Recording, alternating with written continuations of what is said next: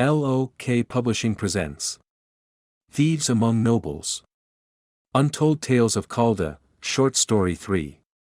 By Dan Zangari and Robert Zangari. Author's Foreword. Every novel we have published has included, to some degree, characters that fit within the thief or rogue archetype. In the original The Dark Necromancer we had the Thieves, Tilthan, Nath, and Nemril. They possessed magical objects that enabled them to sneak about invisibly. They also had shape-shifting rods used to pick locks and lenses that allowed them to see beyond the capabilities of the natural eye. Our thieves, at least those that are part of Iltar and Kornar's adventuring band, are unique to their setting. There are very few people who possess the same types of tevisrals, magical objects, as them. When we rebranded our fantasy series we decided to delve deeper into the background of the thieves and their magical objects. You can read some of that in A Prince's Errand, but we really explore the theme in a thief's way. This story takes a turn down a tangent in that theme and shows the origins of the thieves in the main series, told from the perspective Cedath. Cedath has been a character we've known for quite some time, but he was merely mentioned in passing in our novels. Since we already had a story from Tilthan's perspective in a thief's way we decided to tell this story from Cedath's point of view. This allowed us to see a young Tilthan coming into his own through his mentor's eyes. Unlike the other short stories in the Untold Tales of Kalda collection we cover two unrelated themes. The second theme in Thieves Among Nobles is the feuding nature inherent to the aristocrats of the Principality of Cedath. Originally, we considered an assassination plot for this story. Several years ago we outlined a side story for Tilthan, Nordal, one of Kornar's warriors, and a conjurer named Dith that occurred before Iltar and Kornar put together the expedition for the Amulet of Draconic Control. We ultimately decided against that plot, as it would leave too many loose threads we don't plan to resolve until the new Book 2 of Tales of the Amulet. Besides, that story would take place after A Prince's Errand and our intention for all the stories in the Untold Tales of Kalda collection is that they occur before the series. So, enter another heist story. They're thieves, after all. Why not have them steal something? Dan Zangari and Robert Zangari. Salt Lake City, 2020. Thieves Among Nobles. 6473 CD. Principality of Cedath. Stealing artifacts from decrepit aristocrats was not the usual assignment Cedath accepted. The payment he was offered was a mere pittance compared to the haul he received after returning home from a faraway land. But the job provided a unique opportunity for him to test the skills of his great-nephew, Tilthan. Over the last year and a half, Tilthan and a friend from his youth named Nath had studied the art of stealth from Cedath. Cedath had taken them under his tutelage after 3 of his companions died during a frightful adventure. The dead left behind their tevisrals, cloaks that granted invisibility, spectacles that enhanced sight, and shape-shifting rods. As any respectable thief would have done, Cedath claimed the tevisrals for himself. Not long after, Cedath received a letter from his sister, Tilthan's grandmother, expressing her worries about her grandson. Her precious Tilthan's hopes and dreams had been shattered. The poor boy had been rejected by the League of Surveillors and had discovered his wife had left him, all within the same week. Knowing of her brother's exploits, she asked Cedath if he might take Tilthan on his next adventure, hoping the excitement of a faraway land might lift the boy's spirits. Cedath had something better in mind, a new life for Tilthan. He offered his great-nephew a set of those tevisrals if he agreed to study under him and join his adventuring band, headquartered in the Principality of Cedath, half a world away from Clath. The other 2 sets he offered to Tilthan's friends, who like Tilthan, desired a life among the League of Surveillors. They too had been rejected, because of their juvenile delinquencies. Of his 4 friends, Tilthan picked Nath and Demitru. All 3 of them were to study with Cedath, but after Demitru claimed his set of tevisrals, he disappeared. Would have been better if he selected the sailor boy or the merchant kid, Cedath thought, twirling one end of his near-white mustache. His boots echoed off the stone floor of a hallway covered in gaudy stonework. Oh well, he thought, striding toward a door at the end of the hall, the service entrance of his employer's mansion. Beside the door, windows allowed a view to the darkened horizon beyond the city of Cedath. The setting sun was obscured in the east by dark storm clouds. Cedath stopped short of the door and eyed his dark green velvet doublet. Wrong day to wear this, he thought. If only he had worn something that might not be ruined in the rain. Better hurry home, he thought, pulling his cowl over his wavy white hair. The storm struck Cedath as Cedath dashed through the empty streets of the city. The citizens of Cedath had long since retired for the night, and even the customary sparse traffic was absent. Thunder resounded overhead as Cedath arrived at his home near the heart of the city. Some might have called it a manor, due to its large size. Its steep-peaked roof and lofty dormers did give it an impressive look. He hurried through a wrought iron gate and down a stone path toward the home's entrance, a steep-peaked portico with a tall, decorative door. Several windows along the front of the home were lit from light stone candelabras, the parlor and the dining room. The glow was bright and constant, unlike a candle. As Cedath stepped into the portico, a muffled cheer filtered from the parlor window. Must be gambling again, he thought and opened the door. Chatter flooded into the home's foyer from the parlor, the voices of several young men and women. A few were complaining about their cards. From the conversation, Cedath could tell they were playing a game of Sharzan. Half listening, Cedath removed his wet cloak and hung it on a coat rack not far from the door. He wrung his hands and stepped to a nearby mirror that reflected the parlor behind him. A grimace exaggerated the wrinkles around his light brown, almost tan eyes as he surveyed his clothing. Parts of his doublet were wet, as were his trousers. I hope the doublet's not ruined, he thought, smoothing out his wet mustache. His strokes grazed a large mole on his right cheek, a trait common to most members of his family. With his mustache mostly dry, Cedath focused on the conversation, staring at the parlor's reflection in the mirror. Glasses of wine sat on the parlor's end tables and on the bookshelves. The chatter suddenly turned to rowdy commotion. One of the young men shot from his seat, his dark olive face contorted with anger. He moved straight for Cedath's great-nephew. Cedath spun. You cheated, the dark-skinned youth growled, grabbing Tilthan by his tunic. Tilthan shook his head frantically. He stood out among the crowd, and not just because of his handsome looks. Unlike the others in the room, who had varying shades of olive complexions, Tilthan had fair skin, just like his great-uncle. The boy also shared the family mole, located in the same spot as on Cedath's face. Cedath couldn't count the number of women who had found him attractive because of that mole, and he supposed Tilthan could say the same. After all, Tilthan often attracted the company of many different young women. Cedath wondered why he had tied himself to a wife at such a young age. With his looks, Tilthan could easily have his pick of women.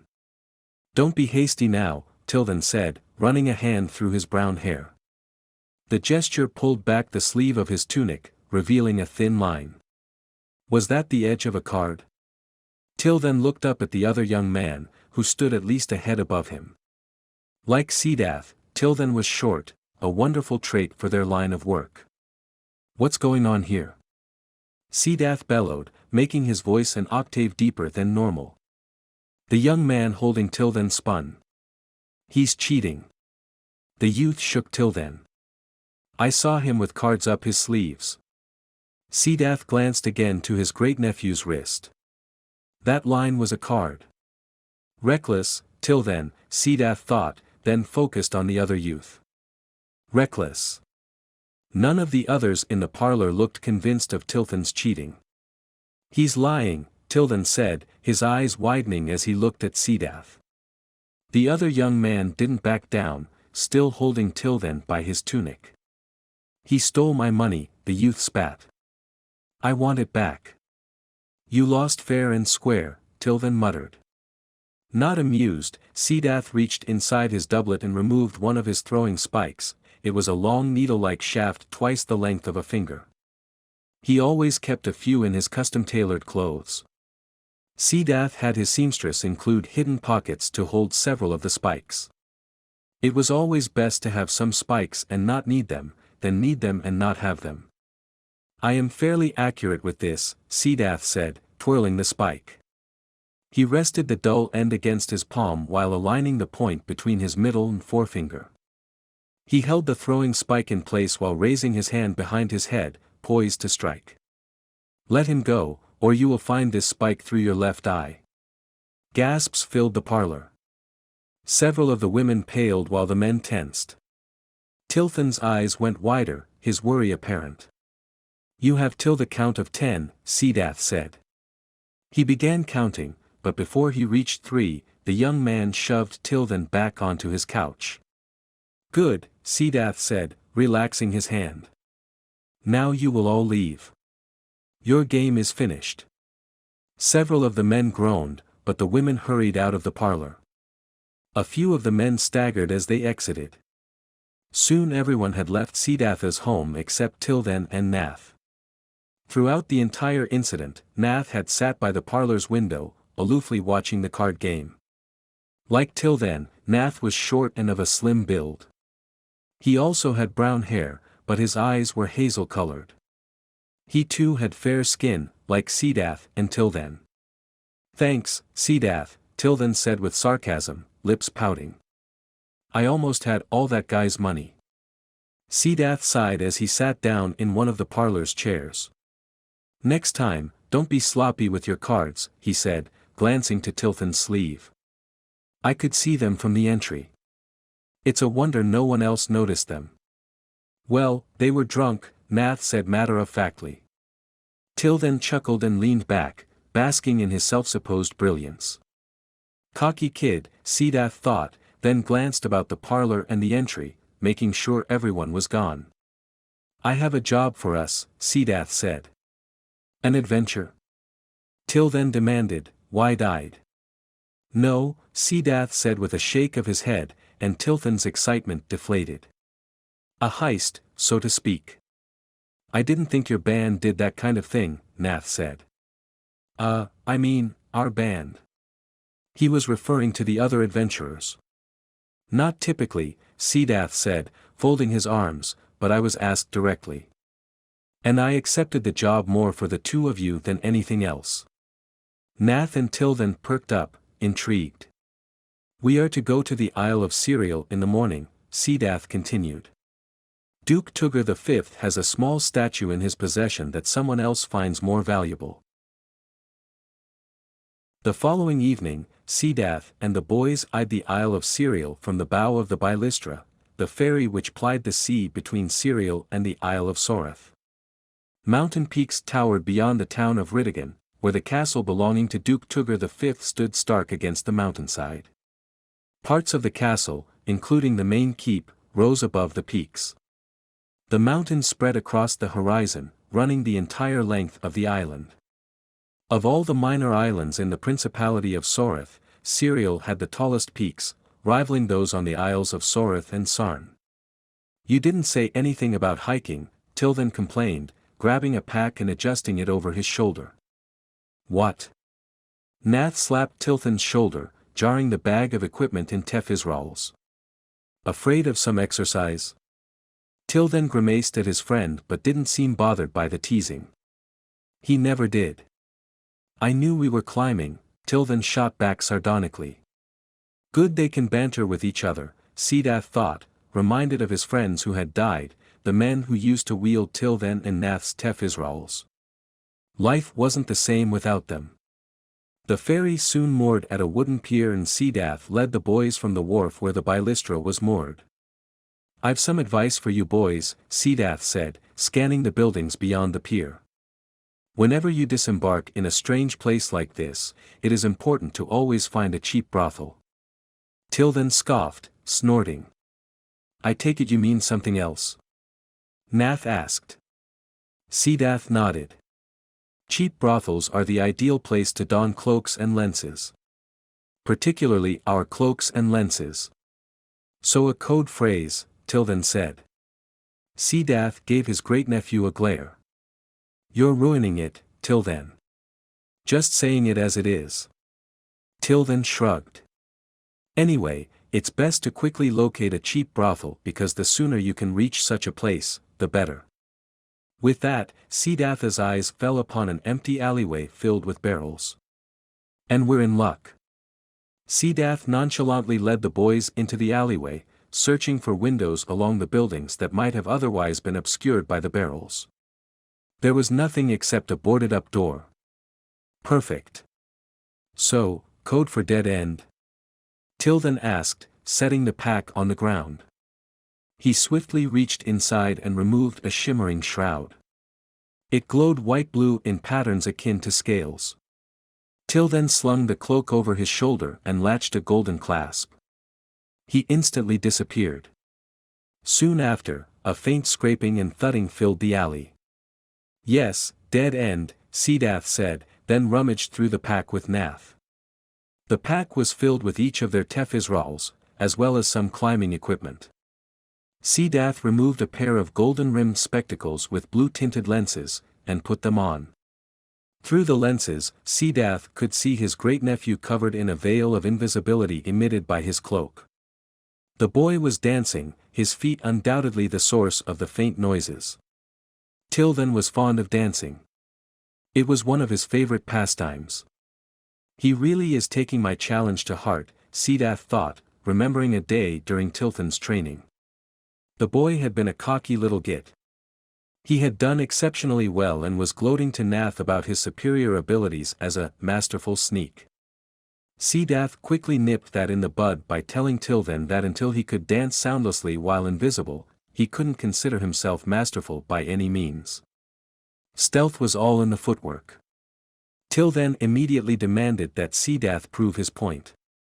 Cedath's demonstration had left Tilthan slack-jawed, and since then he had tried to replicate Cedath's stealth.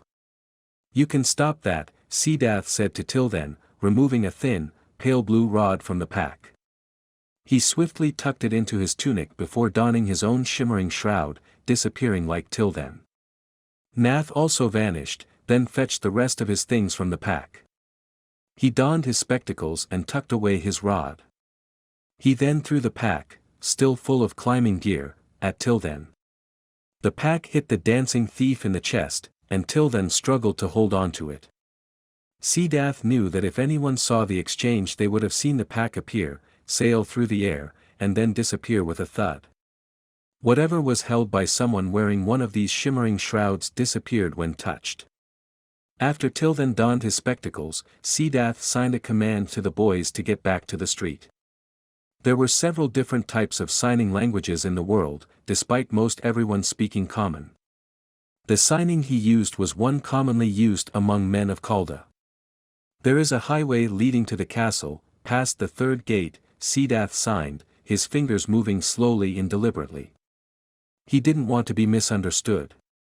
But before we reach the gates, we need to scale the mountainside. Darkness was upon Serial well before Cedath and the boys reached the castle. Luckily for them, both of Kalda's moons, Kistern and Kalern, shone bright, as did the stars, illuminating the castle's three-story walls. Only two towers rose above the walls, one at the main gate and another near a sheer drop that overlooked Riddigan. The walls ran along that cliffside and connected to the castle's main keep. As with most castles, Duke Tugger's main keep was large enough to make any manor home look like a hovel. Several of its towers reached high into the sky, topped with steep, coned turrets. At first glance the towers looked to be over 8 stories tall. Most modern construction, within the last 1,000 years, rarely rose beyond 5 or 6 stories. Cedath, however, was no stranger to towering structures. He had seen plenty throughout his exploits across the world. Well, old man, Tilthan signed, where do you want to climb? Old man. Cedath thought, drawing his lips to a line. The gesture was mostly evoked by thoughtful consideration rather than a lack of amusement for his great-nephew's attitude. Cedath followed the wall's ramparts with his eyes, tracing the path to the main keep. That entrance has to be well guarded, he thought, then pointed the opposite direction, toward the walls nearest the peaks. "Over there," Cedath signed. "Follow me." The boys quickly complied. Well, Nath did. Tilthan obeyed grudgingly. They passed a pair of guards at the main gate. Each wielded fanisars, staff-like weapons with a curved blade on one end and a metal ball on the other, and wore ceremonial green chain mail. Both guards were completely oblivious to Cedath and the young thieves. It wasn't long before Cedath found a spot along the castle wall, but he didn't climb it immediately. Despite Tilthan's annoyed remarks, Cedath waited atop a rock, watching the patrols pass on the ramparts. Each patrol consisted of only 3 guards, clad and armed like those at the gates, who passed every half hour. Cedath remained upon his perch for 4 patrols. He wanted to be sure that he had the timing right. "Are you ready yet?" Tilthan signed, his fingers moving quickly. The boy's impatience was apparent. Cedath nodded. "Go secure the ropes," he signed. "And don't let go of them." Nath gestured for Tilthan to follow, and they both hurried to the wall, Tilthan rummaging through the pack. Cedath watched as the boys prepared the ropes and hook. Through his lenses Cedath could see a faint hue around the climbing gear, indicating that the rope and hook were veiled from sight. Not once had the gear lost that glow. "Good," Cedath nodded, watching Tilthan throw the rope and hook to the castle's outer parapet. The hook caught between crenels, and Nath tested the rope by tugging on it. Before Nath could let go, Tilthan jumped, crouching in midair. The hook held, but Tilthan collided with Nath. Cedath stifled a chuckle, then joined the boys at the castle's wall. "I'll go first," he signed, taking the rope from Tilthan. "How is that fair?" Tilthan signed, his fingers moving with exaggeration. "You just sat there." Cedath grinned, then began his ascent. He swiftly scaled the wall, then surveyed the castle's wards while waiting for the boys. A cobblestone path led from the gate to the various buildings, but ended at a grand staircase leading into the main keep. There were 2 guards there, but neither seemed to be taking their post seriously. The shorter buildings between the main keep and the castle walls consisted of a stable, a barracks, a smithy, and a few other buildings whose purpose Cedath could only guess at. One was undoubtedly the servants' quarters. Tilthan and Nath soon arrived on the ramparts and joined Cedath in surveying the castle. "Can't decide which window to climb through." Tilthan signed. Nath wiggled his fingers, a precursory gesture Cedath had taught the boys to use to draw a comrade's attention. "You know, we could always trail behind one of the servants as they're leaving their quarters." "You just want to go spy on the Duke's cook," Tilthan signed. Nath rolled his eyes, and Tilthan continued. "One of these days we're going to do something about your taste in women." Nath, however, wasn't paying attention to Tilthan's quip. In one of the unknown buildings, a light winked on, most likely a candle being lit. The light flickered, casting dancing shadows that moved from window to window. "Your suggestion might be sound, Nath," Cedath signed, his eyes scanning the quickest route to the building with the light. The only stairs on the wall led down near the castle gates. In order to catch up to anyone exiting the building they would have to run, zigzagging past the stables and the smithy. "Be ready to follow me," Cedath signed, eyes following the light in the building. Footfalls sounded off the cobblestones, their source obscured from view. Cedath leaned forward, waiting. The footsteps grew louder, and then a patrol of 3 guards marched toward the gate. "Great!" A moment later, candlelight spilled from the unknown building and into the castle's wards. A short feminine figure stepped into the light, carrying a lantern and moving toward the main keep. She wore plain clothes, and was probably a maid. "Time to test your silent footwork, Tilthan," Cedath signed, then dashed to the steps. Faint pitter-patter trailed behind Cedath as he reached the castle's wards. He glanced over his shoulder as he ran, watching the guards. None seemed to hear him or the boys. Cedath quickened his pace as they rounded the smithy, dashing to the supposed maid. They caught up to the woman just as she reached a side entrance to the main keep. Cedath slowed his gait, trailing behind her only by an arm's length. "It seems we're low on mesil," the woman said to the guards, sighing. "I need to fetch some from the stores, if that's all right." One of the armored men nodded, then opened the door. "I shouldn't be long," she said, lingering at the door.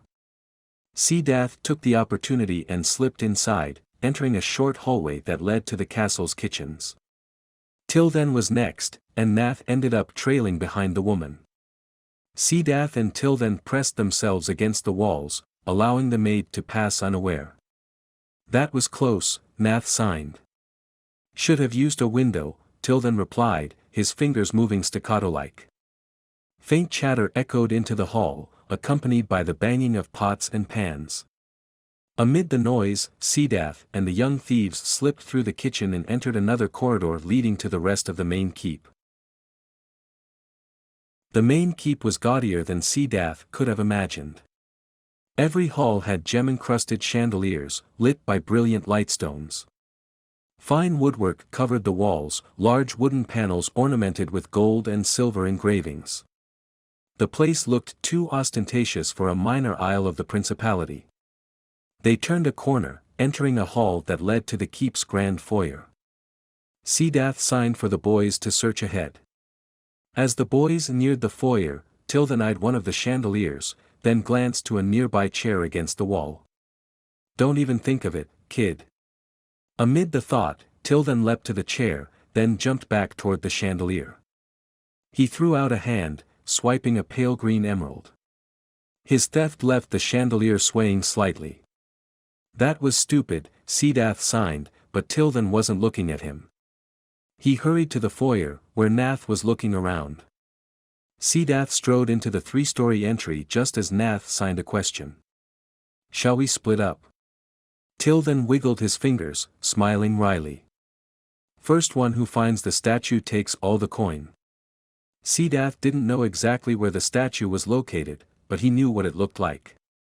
He had been present when Amandal Aramian had unearthed it some 25 years ago. Amandal surmised that it wasn't a simple statue, as it was carved from a stone whose name had been lost to time. The crazed man thought it might be a tevisral of some kind, but Cedath had examined it closely with his lenses and found no trace of magical emissions. If it had been a tevisral, it was long dead. The unknown material wasn't the only thing unique to the statue. 3 beings were chiseled from the stone, a man, an elf, and a creature heard of only in stories, a dragon. "No rushing," Cedath signed. "We are not short on time." He stared at Tilthan. "Besides, I need to keep an eye on you. We're here for an artifact, not gemstones." "They are not going to miss one lousy gem," Tilthan signed, making an exasperated face. Cedath frowned at his great-nephew, then pointed to a wide curved staircase leading to the second floor. As with the halls of the first floor, the corridors of the second and third stories were lit by gaudy chandeliers. Tilthan had eyed several chandeliers near furniture, but Cedath stopped each attempt the boy made to swipe the superfluous gems. It took them nearly 2 hours to search each room on the second and third floors. One of the rooms on the second floor was practically a tiny museum, with paintings and display cases holding various artifacts.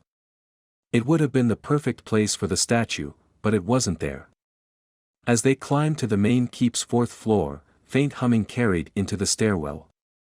"I think I know that tune," Tilthan signed, squinting thoughtfully. "Just don't start dancing," Nath signed. The boys bantered with each other while Cedath scaled the stairs and entered a squared, room-size landing.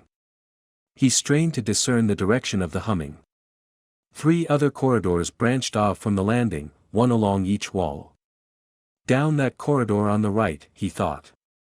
Cedath crept to the corner, the humming slightly louder than before. He gestured for the young thieves to follow him and hurried down the hall. The humming did not come from any of the doors in that corridor.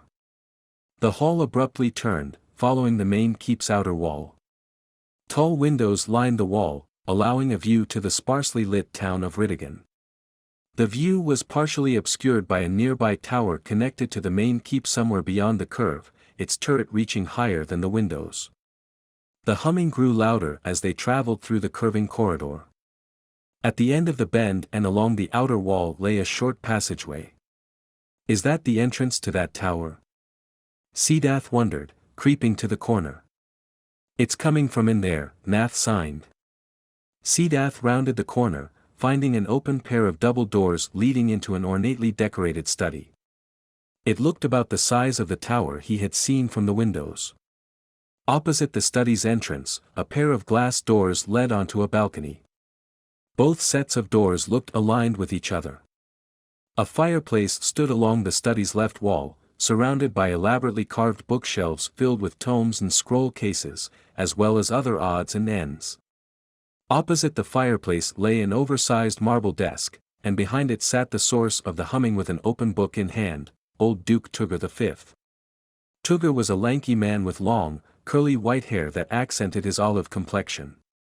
His thick white curls were pulled back in a ponytail, revealing large ears. His face was long and clean-shaven.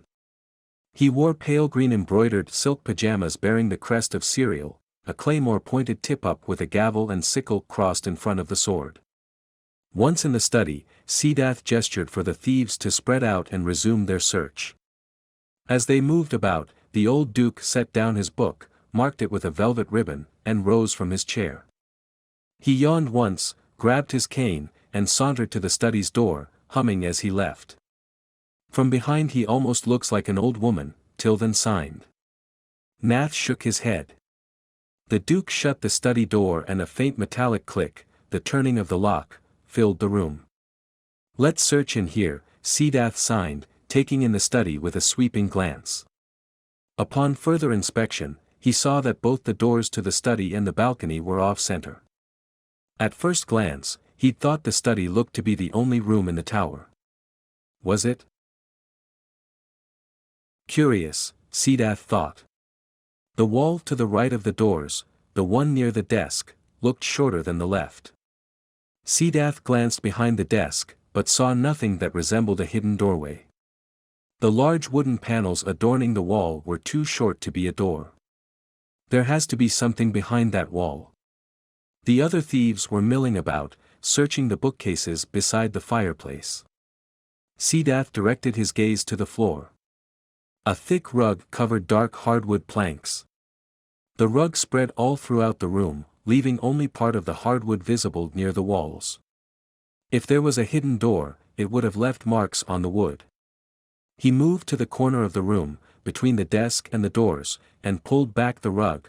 It was large enough to not vanish from his touch. Cedath had speculated that the cloak's power only concealed things that were small enough to fit in the cloak's immediate vicinity.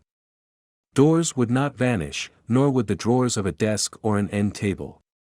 It seemed illogical. Small things would vanish at his touch, even large packs like the one they had brought. How the cloak decided what to make disappear was beyond him. Tevisrals were mysterious things. Cedath laid the rug atop itself and searched the corner. Nothing. He moved along the wall, pulling up more of the rug as he went. Still, there were no marks. The wood was nearly pristine.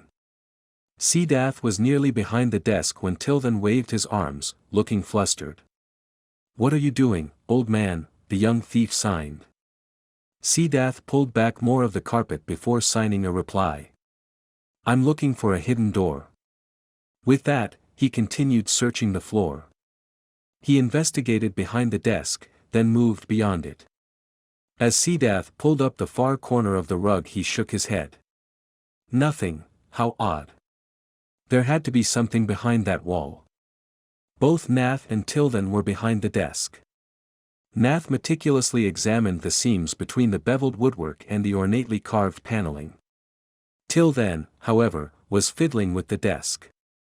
The boy was undoubtedly looking for something else to steal. There could be an entrance on the 5th floor, Cedath thought, gazing to the ceiling. It was possible that whatever lay behind the study had an access from the upper floor. Odd way to configure. A click sounded from the desk and Cedath spun to face the noise. Tilthan's hand recoiled from an open drawer, as one of the ornate panels sank into the wall. Nath immediately pushed on the panel-turned door, revealing a hidden room. These boys are good, Cedath thought, picking his way to the hidden doorway. Perhaps he was not giving Tilthan enough credit. The opening was so small that one would have to hunch over while stepping over the knee-high lip that was part of the wall. Inside the small room, shelves lined the far wall, filled with various objects. Faint light shone from some of them, undoubtedly magical emissions. Cedath gave the supposed tevisrals a quick glance over the rims of his spectacles to verify his speculations. They were tevisrals. I wonder if the Duke knows what he has, Cedath thought. The younger thieves filed inside, their eyes studying the room's contents. Tilthan looked giddy, his fingers moving excitedly. We could make a fortune stealing all this stuff, he signed. No, Cedath signed succinctly. Tilthan pouted, his expression turning sullen. Nath, however, searched the shelves with Cedath. Firm pressure, in the form of a hard tap, jarred Cedath from his searching. Tilthan stood with one hand on his hip, pointing across the room. Brows raised, Cedath followed his great-nephew's gesture to a wooden spiral staircase tucked against the far side of the room. Perhaps up there. He hurried to the stairs, swiftly ascending them without a sound. The room beyond the staircase was as large as the vault and the study combined. It was windowless and filled with rows of shelves. Cedath grinned. What a stash. The boys were up the steps a moment later. Fan out, Cedath signed. The statue is bound to be here. They swiftly searched the shelves against the walls, then the aisles. A few minutes later, Nath's voice whispered through the hidden storeroom.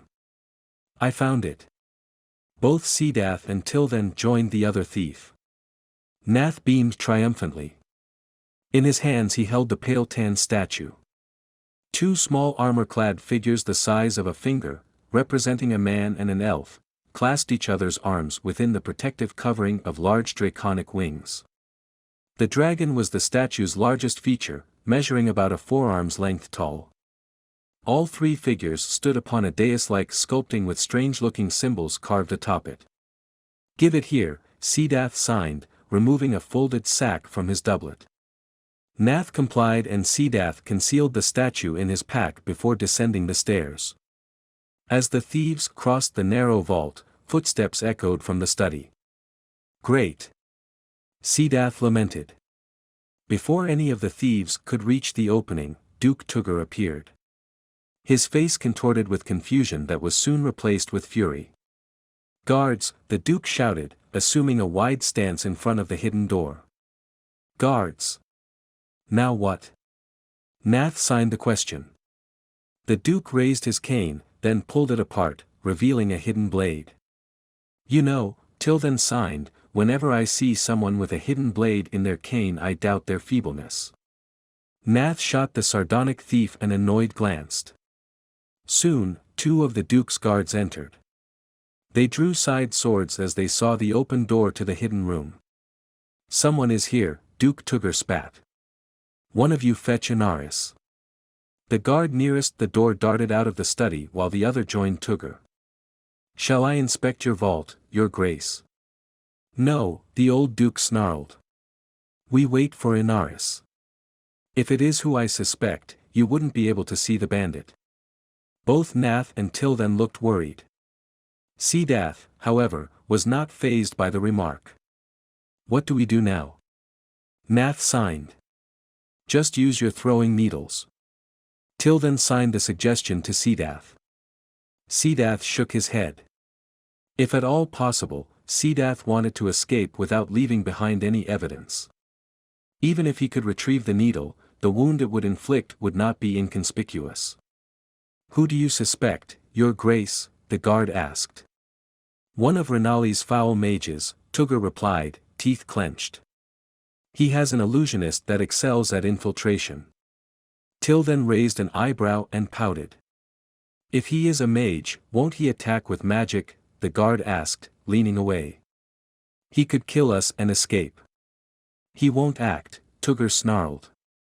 At least not until we dispel his invisibility. Tilthan threw a hand in the air. We need to do something, he signed. Just poke their eyes out and we'll run. Be patient, Cedath signed, studying the distance between the Duke and the doorframe. It was too tight to slip past him. Then we punch him, Tilthan signed. He won't even see the blow. You've been hanging around Nordal too much, Nath replied, his lips pursed. Tilthan signed a vehement reply as Cedath glanced back to the stairs. The room above them was fairly large. Despite the aisles, they couldn't hide very well. The dispel would reveal them briefly, though their cloaks would reconceal them. But its ceiling was flat. Perhaps there is an attic above that room. Cedath and the boys could climb atop the shelves and search for an entrance. From there they could find a way to the turret's exterior and Tilthan threw the pack full of climbing gear to Nath, then dashed past Cedath. You stupid boy. The young thief bolted through the narrow opening, tackling Duke Tugger. What? Tugger blurted as he fell. Go. Cedath signed to Nath. Tilthan rolled off the Duke as Cedath and Nath emerged from the hidden room. The guard swung his side sword above the Duke, narrowly missing Tilthan. He rolled off. Tugger growled. Tilthan danced to the study's double doors, grinning widely. He then dashed out of the study, faint pitter-patter echoing down the hall. He's trying to escape. Tugger shouted, rising from the floor. The guard chased after Tilthan, swinging his sword as he ran. Old Tugger hobbled after them, cursing profusely. Come on, Cedath signed to Nath, gesturing to the doors leading to the balcony. We're not following Tilthan. Nath asked. No, we'll escape another way, Cedath said. Hopefully he won't get caught. He opened one of the glass doors and crept onto the balcony, gazing over the railing. The mountainside below the castle walls was steep, leveling out at some trees nearly 10 or 11 stories below the balcony. Are you sure you want to go this way? Nath asked. Cedath nodded. Let's tie all 3 ropes together. That should be enough to reach a safe spot. A klaxon sounded from the castle's wards as Cedath and Nath descended the ropes. Once on solid ground, Nath tugged on the rope, freeing the climbing hook. It plummeted toward them, crashing into the trees. Let's get back to Ritigan, Cedath signed. Once Nath secured the climbing gear, they carefully navigated their way down the mountainside. All the while, a commotion resounded from the castle above them. To Cedath's surprise, Tilthan was waiting for them at the edge of Ritigan. The young thief sat leaning against a boulder with his hands clasped behind his head. What took you so long? Tilthan signed with one hand, the other still behind his head. I'm surprised you weren't caught, Nath signed, stifling a chuckle. Well, I may not be a master, but I am good, Tilthan signed.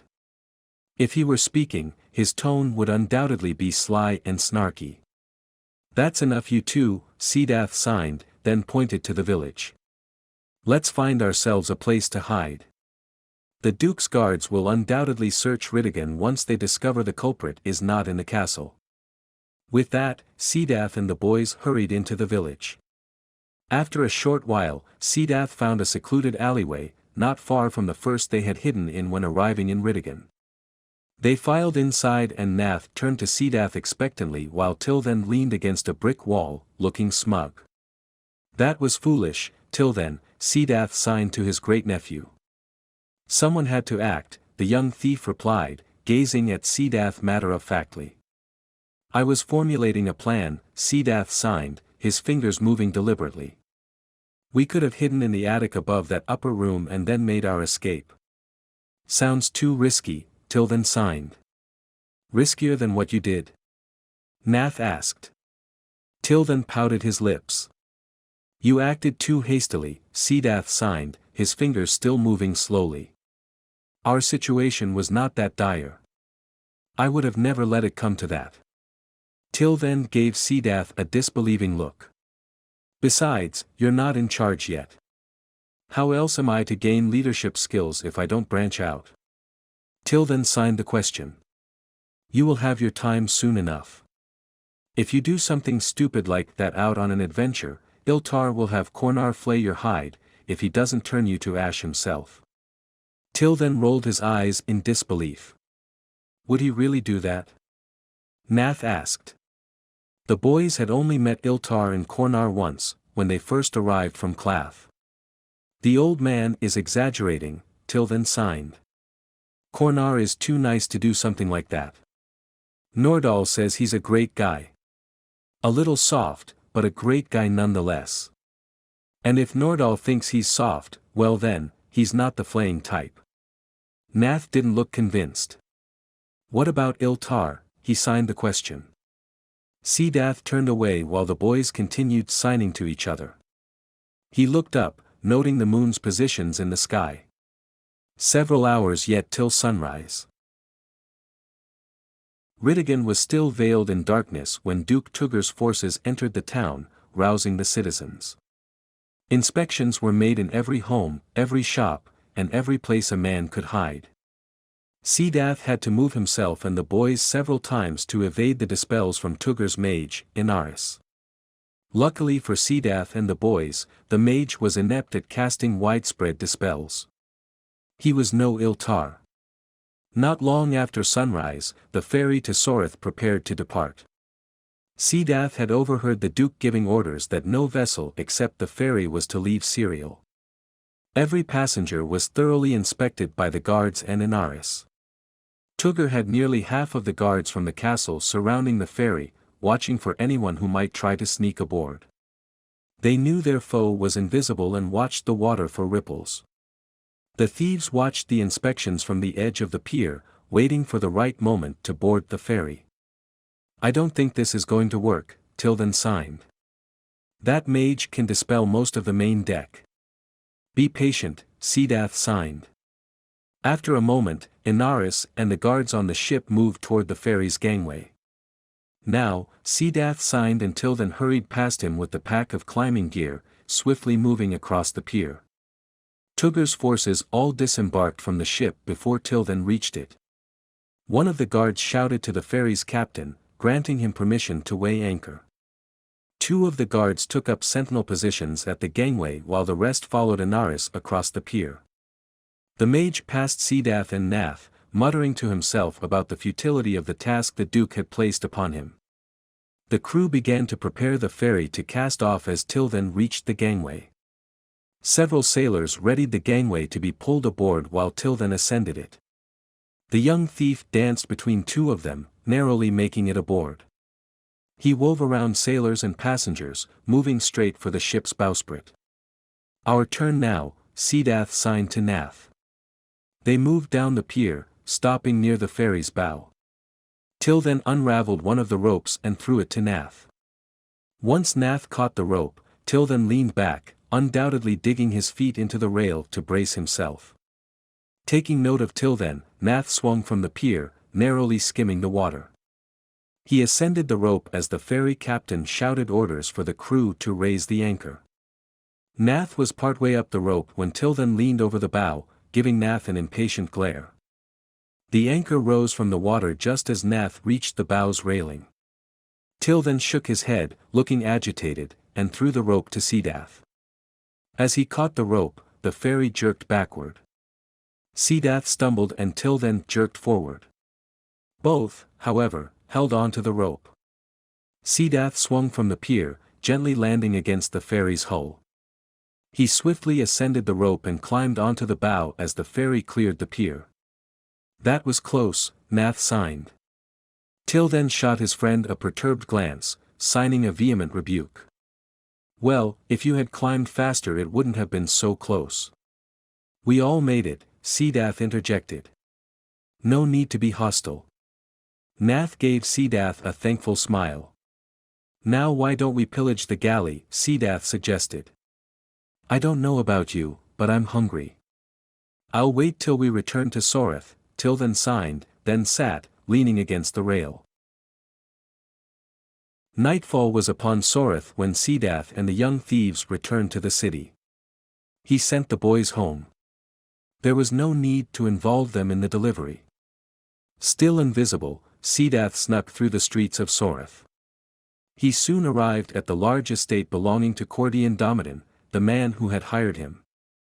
The gates were closed, but Cedath swiftly climbed the stone walls and made his way across a manicured lawn. As usual, he entered the home through the rear entrance. Cedath did not remove his cloak as he made his way through the large estate home. Eventually, he arrived at Cordian's study. The door was ajar, allowing light and faint conversation to spill into the hall. Come to an agreement. They are not totally unreasonable, a deep voice said. Cedath didn't recognize that voice. Be patient, Izar. Who is Izar? He wondered. As you wish. Cedath furrowed his brow, intrigued. That voice belonged to Cordian, not someone named Izar. Cedath maneuvered to peer into the study, but he couldn't see anyone. Do not contact me again until you have something substantial to report, the deep voice said. Choke, Suzak, choke. May the crimson eye remain hidden for all time. Cordian said those same words, speaking it as if it were a farewell. Cedath expected to hear footsteps moving to the door, but the study was silent. Too silent. He pursed his lips, waiting for the door to open. He didn't want to remove his cloak in front of Cordian's guest. Cedath waited for a while longer, but no one exited the study. Odd, he thought. Perhaps I'll knock. Cedath unlatched his cloak, removed the statue from the pack, and then placed his lenses inside. After his things were secured, Cedath knocked once, then pushed the ajar door farther open. Cordian, dressed in a formal garb befitting royalty, spun from in front of his wide desk. No one else was in the room. Cordian looked surprised, then glanced to a giant black sphere atop the desk. It was about the size of a man's head. I was wondering when you would return, Cordian said, exhaling loudly. The City Watch received a formal request from Duke Tugger earlier this afternoon. I assume he sent a ship sometime in the night. Cedath didn't reply, but simply set the statue on the desk. Cordian nodded toward the statue. It seems the Duke knows who stole that. Or so he thinks, Cedath said, smiling. Cordian grunted then nodded to the statue. He claims they chased the fool from the castle, but lost him somewhere beyond the walls. Was that slip intentional? Cedath shook his head. My great-nephew improvised. The situation was complicated, and we were nearly caught. He acted rashly. Hopefully, he will learn from it. Cordian did not look pleased. He turned to the statue and his expression became hostile for a moment, but was soon repressed. Why would that statue upset him? Cedath wondered. Or was the man still miffed about Tilthan's roguish actions? Cordian then moved across the room toward a knee-high trunk. He kicked it open and removed a small sack. Here is your payment, as agreed, he said, handing the sack to Cedath. Cedath opened it, taking a quick glance at its contents. Gold coins. Thank you, Cedath said and turned to the door. Wait, Cordian said. I have something else to discuss with you. Wary, Cedath turned back. The City Watch plans to send a discerner to Renali Sorti's domain. When they find nothing, Tugger will undoubtedly try to hire someone to steal this back, he gestured to the statue, and a few other things to teach Renali a lesson. What a game, Cedath thought. Nobles stealing from each other. How silly. Cordian paced to a nearby window, gazing to the darkened sky. I've already set a plan in motion that will ensure that Tugger will work through me. Renali has another artifact I am interested in obtaining, and using Tugger as a scapegoat will prove most beneficial. The two fools will be accusing each other of theft for years to come. He laughed a throaty laugh. Let me guess, Cedath said reluctantly. You want us to perform the heist. Cordian turned from the window, smiling. Well, would you be interested? Cedath paced for a moment, considering the offer. Another heist would give the young thieves more practice. And Tilthan needed all the practice he could get. Well? Cedath eyed Cordian. Sure, but pay us double. Double? Cordian laughed. I suppose we can negotiate a higher price, as long as your great-nephew doesn't screw it up. The insult made Cedath smile. The end of Thieves Among Nobles. Read more Untold Tales of Kalda in Sorter of Mages. Glossary. A glossary of names, people, places, objects, and terms found in Thieves Among Nobles. Pronunciations and brief descriptions or definitions included. Amendal Aramian, Amdal Aramian, an old conjurer from Cedath well known for his magical prowess and deranged mental state. Bilistra, Bilistra, a ferryboat that travels between the islands of Cedath and Serial.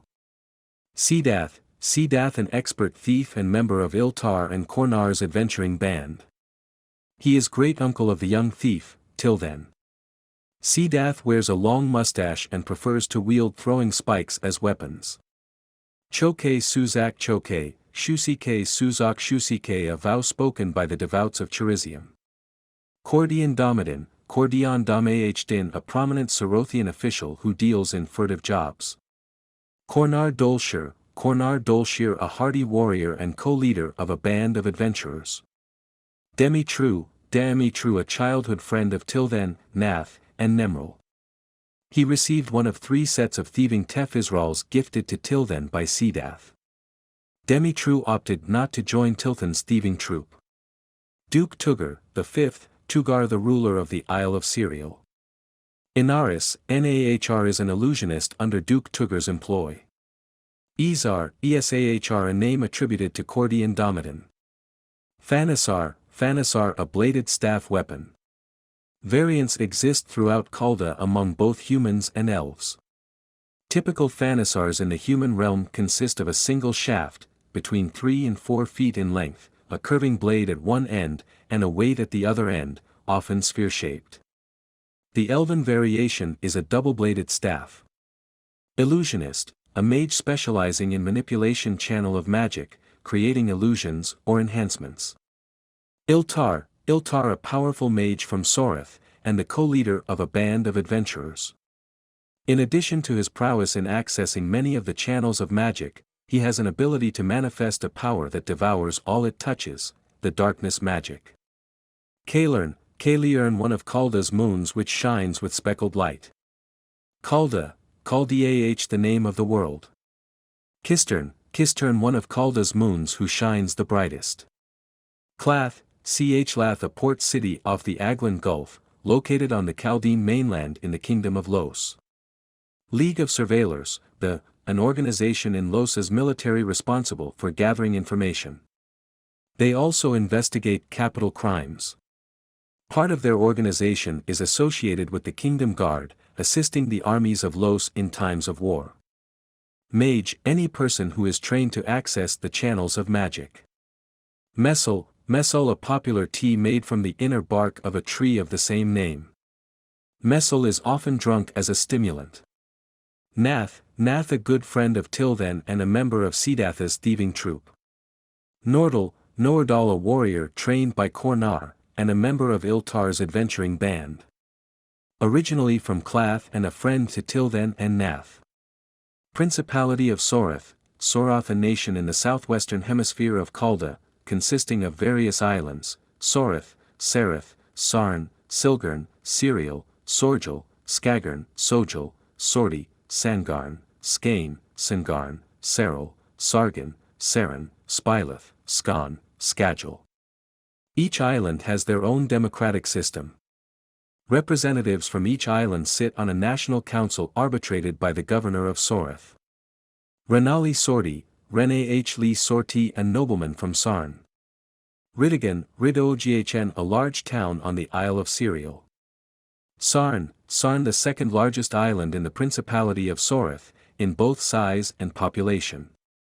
Serial, Isle of, Cedath, a minor island in the Principality of Cedath, ruled by a dukedom. The island is known for its high mountain peaks and sprawling plains. Charzan, a game of chance played with a card deck consisting of 7 suites of 12 cards. Cedath, city of Cedath, the capital of the Principality of Cedath, located on the southeastern shores of the island sharing the city's name. Tevisrals, any device capable of manifesting or channeling magic. Thieving cloak, a tevisral granting the ability to disappear instantaneously by invisibility magic. Thieving lenses, a tevisral enabling the wearer to see a wide spectrum of light and magic. Tilthan, a young mischievous thief from Clath, and great-nephew of Cedath. His grandmother and Cedath are siblings. About the authors. Dan Zangari is the creator of the Legends of Kalda fantasy universe, a work in development since the early 1990s. He received a Bachelor's of Science in Aerospace Engineering from the University of Southern California and a master's degree in Systems Management. His love for science fiction and fantasy prompted the creation of this fantasy universe. When he's not writing, he enjoys reading, watching movies, spending quality time with family and serving in his local church congregation. Robert Zangari is the co-author of the various books which belong to the Legends of Kalda universe. He studied biomedical engineering at the University of Utah, however, his love for stories and storytelling took him down a different career path. When he's not writing, he enjoys spending time with his wife and daughters, playing video games, practicing martial arts and immersing himself in a good story. Other titles by Dan Zangari and Robert Zangari. For an up-to-date list of publications, visit the official Legends of Kalda website, http://www.legendsofkalda.com/books.html. Published by LOK Publishing. Tales of the Amulet. Novels. A Prince's Errand. The Dark Necromancer. Elven Secrets. The Mage's Agenda.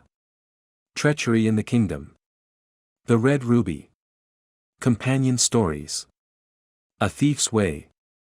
The Last Bargainist. Mysterious Assassin. Return of the Elves. A Forgotten Hero. Guardians of Kalda. Untold Tales of Kalda. Defender of Stone.